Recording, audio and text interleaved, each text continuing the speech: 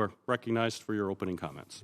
Great. Thank you, Mr. Chairman. I appreciate your holding this hearing on the southwest border, which clearly is in a crisis situation now, and I think everybody agrees with that. It's hard not to when you look at the facts. We discussed this issue at length yesterday with Secretary Mayorkas, and today we're going to discuss it further with our witnesses, who I appreciate coming from Homeland Security, State, Health and Human Services. I appreciate your service to each of you, and thank you for, even though you're at a distance, I can see you, and we look forward to having you. I will say that I requested for the committee today to hear from the Commissioner of Customs and Border Protection, as well as the Chief of Border Patrol. We have not heard from these individuals in the 117th Congress, and I think that's wrong. I think we have an oversight responsibility. So with all due respect to our witnesses here, we like having you, but we hope that your bosses would have come, at least some of your bosses, to be able to ensure that we are getting the administration's view on what's happening on the border and how it's going to be fixed. Last year, about 1 million people came to the border unlawfully and were allowed into the United States.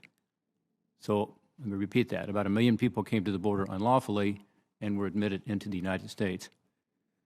As you know, we are talking a lot about whether these numbers are 10-year high, 15-year high, or whatever they are. This year, so far, 2022, it's unprecedented. So it's not a 15-year high, it's an historic high.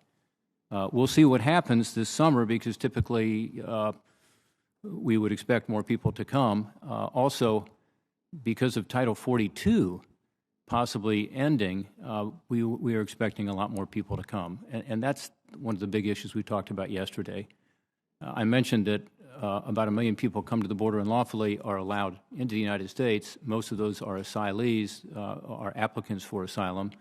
About 85% of them from Mexico or Central America. We don't have good numbers for the other countries, are eventually turned down for that asylum, but only a very small number, as we heard yesterday, are ever deported. So that's that part. But with regard to Title 42, another roughly 1 million people were turned away at the border under Title 42, meaning they were processed, about 40 hours of processing, and then they were sent back to their home country if they came from other than Mexico, or sent back to Mexico. And so that's 2 million, when you think about it, unlawfully coming to the border, 1 million coming in, being released, 1 million being turned away. If Title 42 no longer applies, math will tell you it looks like that number may double in terms of those admitted into the country, even though they came to the border without proper documentation. Some say it'll be more, because traffickers all over the world are already telling people when Title 42 is gone, just come on in, because it'll be relatively easy as long as you say you have credible fear. You can then come in under our asylum system. And so that's our challenge we've got. On top of that, of course, we allow in about 750,000 people a year under our legal immigration system, people who wait in line, patiently go through the right channels. I strongly support legal immigration. In fact, I believe we could actually increase legal immigration to be able to address our workforce challenges in this country, and the need for us to have people who come to the United States legally with skills. But that makes us, in America, at least for our legal immigration system, probably the most generous country in the world, the 750,000 people who come in to the legal system.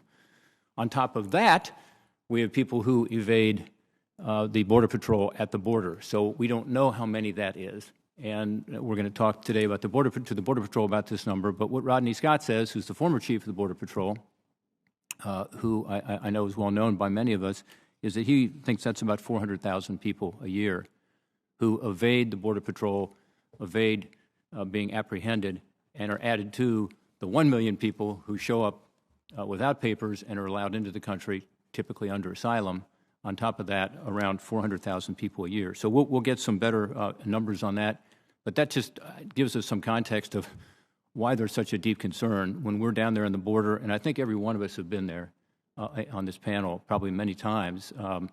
And our staffs have been down there many times, including very recently. This is why the Border Patrol tells us that they believe that they will lose, as they say, operational control. We can talk what that means today of the border unless something is done. So this is a huge issue. On top of it, of course, we have an unprecedented amount of illegal drugs coming into the country, particularly this synthetic opioid called fentanyl. And it is streaming in.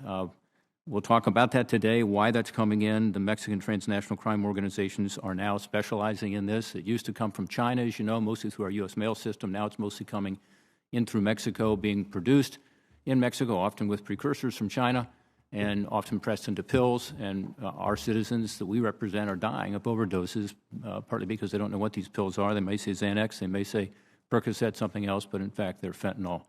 This is leading to a record number, again, not a 15-year high, but a record number of overdose deaths in my home state of Ohio and around the country. So this is another border crisis that we have to address. We'll talk more about how we might do that. This, again, is a situation where policy makes a huge difference. President Obama deported or removed over 315,000 unlawful migrants in 2014 alone. In context, the Obama administration removed 65% of the migrants that entered unlawfully that year. In contrast, President Biden has deported or removed about 56,000, we heard yesterday, about 5%. So 65% versus 5%.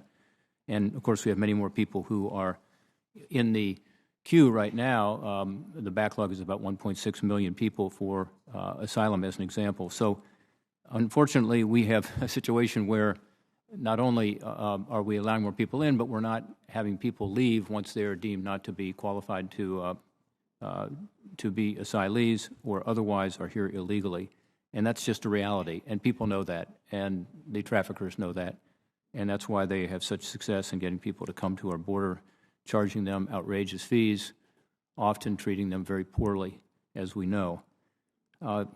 The administration's response to all this is to say we'll have a plan in case the surge gets worse. In fact, the plan states that the first pillar of border security is, quote, we have doubled our ability to transport non-citizens on a daily basis with flexibility to increase further, end quote.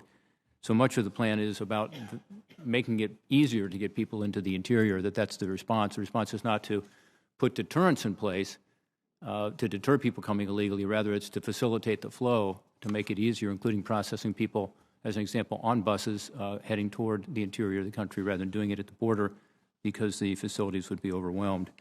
So, again, I appreciate, Mr. Chairman, you're allowing me to speak a little bit today about this to just sort of set the context. I think it's important to understand what the numbers are, and I really look forward to the opportunity of speaking with all of you today and talking about solutions, not just what the crisis is. I think we all recognize that. I hope so. But what do we do going forward? Thank you, Mr. Chairman.